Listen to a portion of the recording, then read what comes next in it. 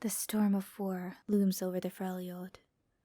Rumors of strife in the north have spread for months, but Demacia is only now taking notice. The Freljord has remained divided and tribal for centuries, but should they unite, a barbarian march could threaten our borders. It's time someone assessed the danger to Demacia. Prince Jarvan has granted me leave to gather information. Val and I leave tonight. Avarosan Camp, southern Freljord. The stories I've heard always made the Freljord out to be a barbaric, uncivilized place. If the cold doesn't kill you, the people will. So the soldiers of Demacia say. I didn't expect the warmth that greeted me in the Avarosan camp. If not for the snowy mountains in the distance, I'd have mistaken this for a Demacian border town, not a tribal stronghold. It's clear that Ashe, the Avarosan leader, has greatly advanced the Freljord people since our last envoy visited this place years ago. These are not scattered barbarians at war with the land and with each other. The people here are adapting to the hardships of the Freljord, growing grain, and building the foundation of a civilization. Ashe is diplomatic and welcoming. She carries herself with the air of a leader that shines through her youth. Even Val likes her. How rare. Ashe guessed that we'd come here to offer Demacian aid, but she insists nothing of the sort is needed. We fight our own battles, she told us. Her words may be true, but I see division amongst her people. Val's tense around some of them, and he can sense their discomfort. Some happily tend to the fields, while others hold their tools like weapons. They're waiting for a war, not a harvest.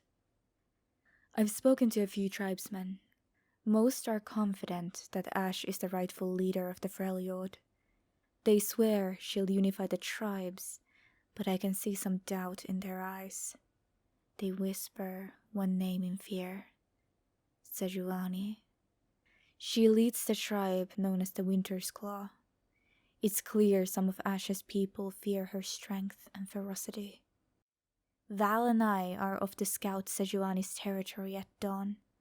We'll determine the extent of the threat she poses to Freljord and to Demacia. Winter's Claw territory. The further we travel into Sejuani's lands, the colder the Freljord grows. I'd cover my tracks if the falling snow didn't do it for me. I know we aren't welcome here.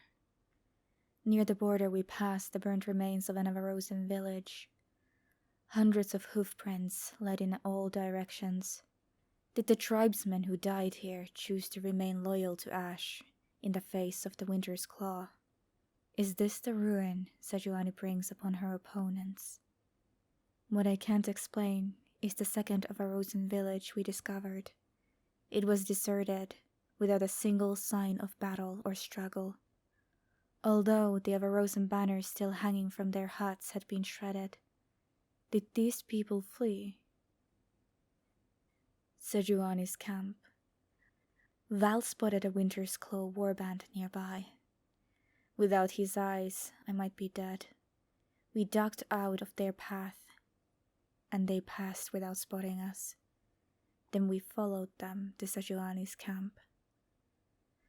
Several warbands joined the first, each bearing the spoils of conquest, weapons, food, and to my surprise, recruits.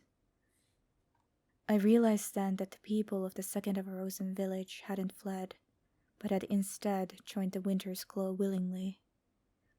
The most zealous of Ashe's people had described the Winter's Claw as a starving, ill-supplied band of raiders.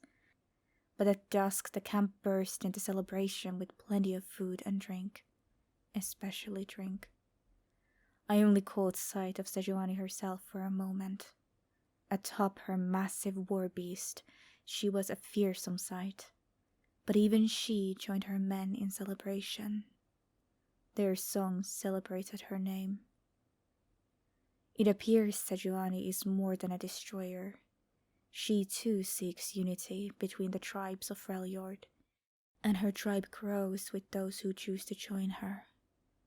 This isn't what I expected. Val and I will head east and seek the people loyal to the Avarosan there.